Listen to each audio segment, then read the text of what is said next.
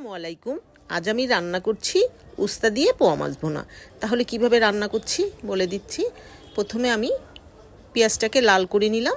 এরপরে আমি হলুদের গুঁড়া, মরিচের গুঁড়া, আদা রসুন বাটা, লবণ এবং কিছু জিরা দিয়েছিলাম, সেটা ভিডিও করা হয়নি। এরপরে সামান্য পানি দিয়ে মশলাটাকে ভালো করে কষিয়ে নেব। যখন মশলাটা ভালো করে কষানো হয়ে যাবে তখন ধুয়ে রাখা পোয়া মাছগুলো দিয়ে দিব। দিয়ে এটা ভালো করে কষিয়ে নেব। ভালো করে কষানো হয়ে গেলে এটা আমি একটা বাটির মধ্যে তুলে রাখব।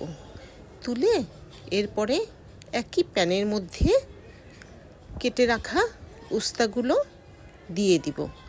দিয়ে এটা সামান্য পানি দিয়ে একটু কষিয়ে নেব, ভালো করে কষিয়ে নেব। কষানো হয়ে গেলে এরপরে আমি তুলে রেখেছিলাম যে মাছটা, সেটাকে উস্তার মধ্যে দিয়ে দিব। দিয়ে একটু নেড়েচেড়ে সামান্য পানি দিয়ে একটু ভালো করে নেড়েচেড়ে দিব। ভালো করে নাড়াচাড়া হয়ে গেলে বলক আসার জন্য আমি অপেক্ষা করব।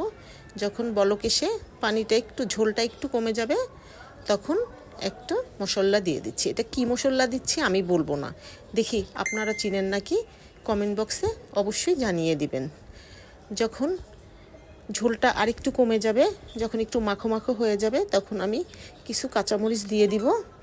এই তো হয়ে গেল আমার উস্তা দিয়ে পোয়া মাছের ভুনা। আল্লাহ হাফেজ।